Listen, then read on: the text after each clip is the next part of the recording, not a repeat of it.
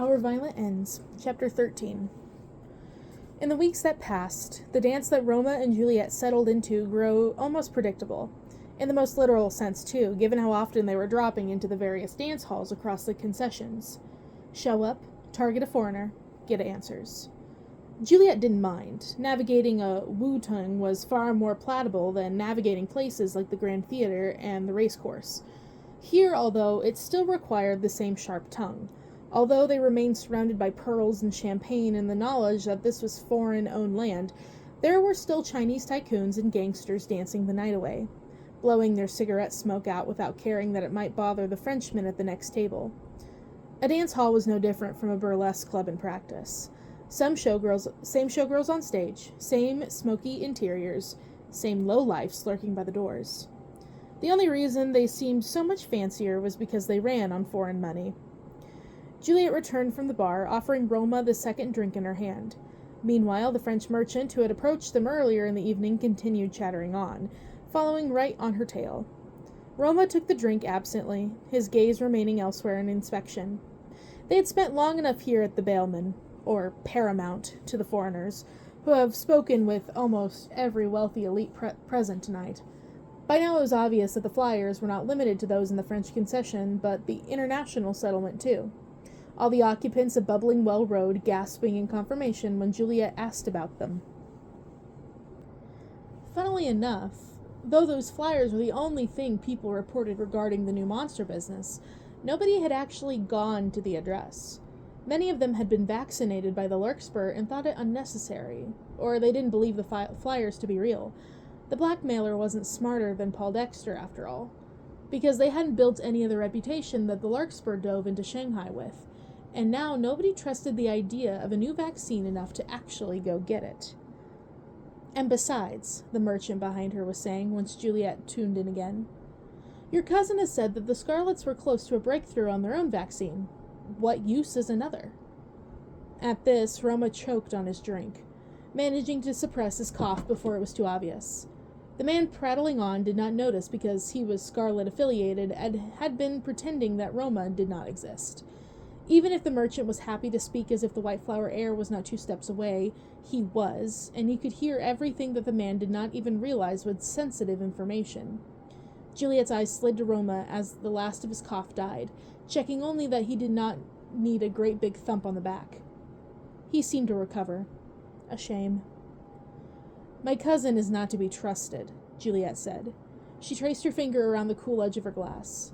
There was no one that the man could be referring to save for Tyler.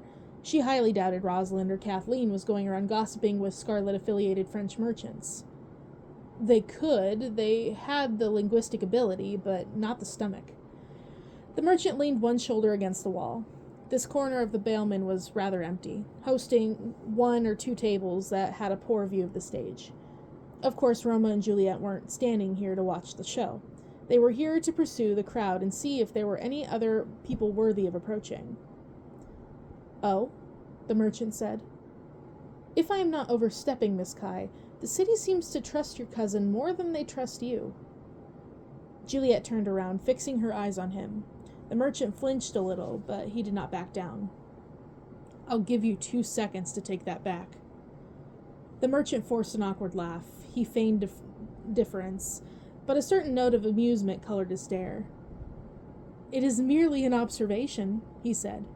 One that notes how daughters will always have their attention elsewhere. Who could blame you, Miss Kai? You were not born for this, like your cousin was, after all. How dare he? Juliet, let it go. Juliet cast Roma a glare. Stay out of this.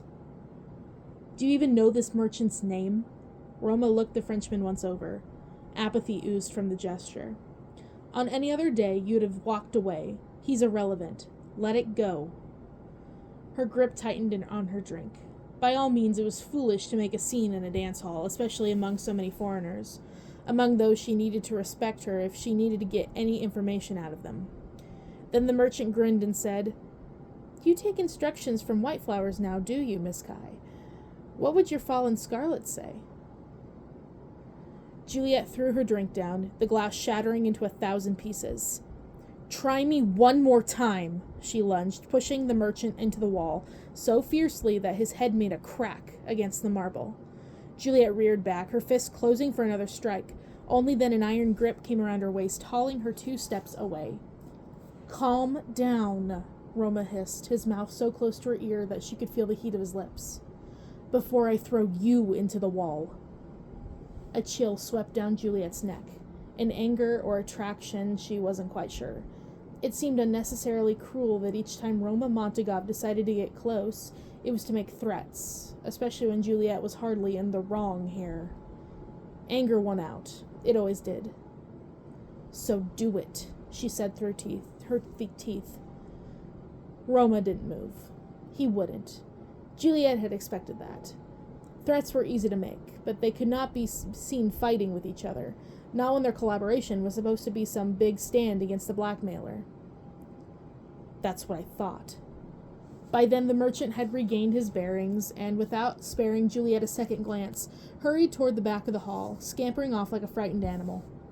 Roma let go slowly, his arm winding away bit by bit, as if he was afraid the merchant was only going to come running back, and Juliet would need to be reined in again. Juliet eyed the broken glass on the floor. Go sit down, would you? Roma suggested. There was no sympathy in his voice. All his words were level, betraying no emotion. I'll get you another drink. Without waiting for her response, he turned and left, and Juliet frowned, supposing she had no choice except to slink back to the table and drop into a chair, putting her head in her hands. So, Roma returned, setting a glass in front of Juliet as he sat down, too. Juliet suppressed a sigh. She knew it was coming. You are working on a vaccine? Yes. Juliet rubbed her forehead, then winced, knowing she was smearing product all over her fingers. She could have snapped for him to mind his business, but she was bone-weary of this dance, the routine of dead ends and useless information. It hardly occurred to her that she needed to stop before she was saying, We have some papers that Paul left behind. That was exactly why Lord Montagov had given Roma his task, to pick up all the information Juliet let slip. And what will you do? Roma asked, seeming not to notice as Juliet reached right into her drink and took out an ice cube, rubbing it along her fingers to clean the makeup off. When you recreate the vaccine. Juliet barked a harsh laugh. Suddenly she was glad for the darkness in the hall, each bulb of the chandeliers above twinkling dimly, not only to hide the mess she had made of her makeup, but the mania she was sure had entered her expression. If it were up to me, she said roughly, I'd send it through the whole city, put a protective casing on everyone so the blackmailer loses power. A knife materialized between her fingers, and she stabbed the blade into the table, crushing the ice cube into fractions. But my father may listen to Tyler instead. We may give it away to the Scarlets, then sell it to everyone else, and it'll merely be pity for those who cannot afford it. It is a smart option, after all, the profit-making option. Roma said nothing. You don't have a lot of time left, Juliet went on, only because she knew that he had his full attention now. You should begin a campaign to capture our information so that the White Flowers distribute the vaccine into the market first. Juliet yanked the knife out of the table, and ice shards flew in all directions, scattering in the small wooden tabletop. It was always going to be hope that ruined her. Hope that she had presented a terrible thing to him on a platter, and he would not do it. Hope that he might care enough to keep the information to himself. Why would he? He had no reason to care for her when she had given him so many reasons to hate her, and yet she was foolish enough to test him anyway. It's time, Roma finally said. Juliet looked at him quickly, but he had long moved past the topic at hand. We need to go back to the facility at Kunshan, and maybe our very blackmailer. Somehow I doubt it, Juliet muttered.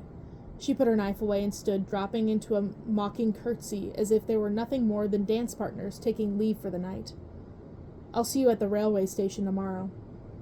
Without waiting for further report, Juliet grabbed her coat and exited the dance hall, plunging back into the night. From the roof of the bailman, Marshall leaned into the cold breeze, letting his hair flutter into the wind. It was a precarious drop down to the pavement.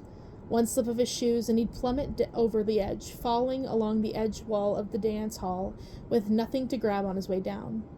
Just as he thought, his grip tightened on the pole beside him, and he clung a little closer to the towered peak of the center of the building. Movement flashed below. The glimmering lights of Baleman reflected off the rain puddles that had collected on the streets earlier, spelling Paramount Ballroom, backward in red and yellow. Marshall was hardly surprised he had watched Juliet storm out from the dance hall and stomp right out into one of the puddles, as if ruining her shoes might improve her mood. "I wonder what Roma did," Marshall said aloud. He got his answer, in a roundabout way, when Roma emerged from the bailment a minute later and stopped some distance into the road, ignoring the rickshaw runners calling for his business. Instead, he turned his head skyward and emitted one short yell. Marshall ducked out of view just in case Roma caught sight of him. But he shouldn't have worried. In seconds, Roma had stormed off too, in the opposite direction of Juliet. "Tragic," Marshall muttered into the wind. Montagovs were so dramatic. Yet he missed the dramatics, missed being right in the heart of the city, at the heart of the feud that kept it in halves. If Benedict were here, he would probably tell Marshall to stop being thick-headed. There was nothing good about a feud, nothing other than loss. But if nothing else, it was a singular purpose in a place that seemed to ask for too much. Another gust of wind blew hard into his face, and Marshall shrank back, searching for a better place to sit. He had come out tonight for a breath of fresh air, only when he had sighted Roma and Juliet walking along Avenue Foch, and wasted no time following on their tail. They hadn't noticed him trekking a few steps behind, nor when he hurried ahead to get into the scaffolding on the back of Baleman, when Roma and Juliet disappeared within. Marshall was almost surprised. He expected more from two heirs who could probably hit a fly with a needle if they threw hard enough. "What have you two descended into?" There was no reply to come, none unless the night itself had an answer. Marshall needed to stop speaking out loud, but it was the only thing keeping him less lonely. He missed conversation. He missed people. He missed Benedict. The wail of a siren swept through the streets some distance away, then the echo of what might have been a gunshot. Marshall pulled his legs up to his chest, resting his chin on his knees. When he first joined the White Flowers, he was just another scrappy kid picked off the streets, thin and hungry and constantly dirty. That was how Benedict found him that day, curled up in the alley behind the Montagov house, legs pulled close, arms wrapped in a fetal position. He hadn't yet learned how to fight, how to smile so sharply that it would cut as fast as any blade, and when Benedict crouched in front of him, looking like a shining cherub with his pressed white shirt and curly combed hair, he didn't remark on any of that. All he did was extend a hand, asking, "Do you have somewhere to go?" "I do have somewhere to go now," Marshall muttered. "But it was better when you were there with me." A sudden rustle came from the other side of the rooftop, and Marshall jolted, startling out of his thoughts. He had gotten so caught up in his memories that he had turned out the world around him. A mistake, one that he couldn't afford to make. This was Scarlet territory, and indeed a Scarlet circled around the rooftop tower, coming into view. He froze as he looked up, cigarette dangling from his lips. Please don't recognize me, Marshall thought, his hands creeping for the pistol in his pocket. Please don't recognize me. Marshall Seho? The Scarlet croaked. You're supposed to be dead. Aish. The Scarlet threw a cigarette down, but Marshall had readied himself. There was only one way this would end. He drew the pistol from his pocket and in one fast motion and fired, fast and first, because that was what mattered. At the end of the day, there was only one thing that mattered. The bullet landed true, with a harsh clatter, and Scarlet's weapons fell to the floor. It might have been a gun, it might have been a dagger, it might have been a throwing star for all the consequences it held, but in the hazy dark, all Marshall cared about was it being out of reach, and then the Scarlet collapsed too. A hand collapsed over the hole studded into his breastbone. For a few tense seconds, Marshall heard labored breathing, the metallic smell of blood permeating the roof. Then silence. Utter silence. Marshall kicked the edge of the rooftop, scattering little stones down the side of Baleman. All this death in his hands, all this death, and in truth, none of it mattered to him as long as it protected him, protected the secrets of those he was hiding for. God damn it, he whispered, scrubbing his face and turning to the breeze, away from the smell. I hate this city.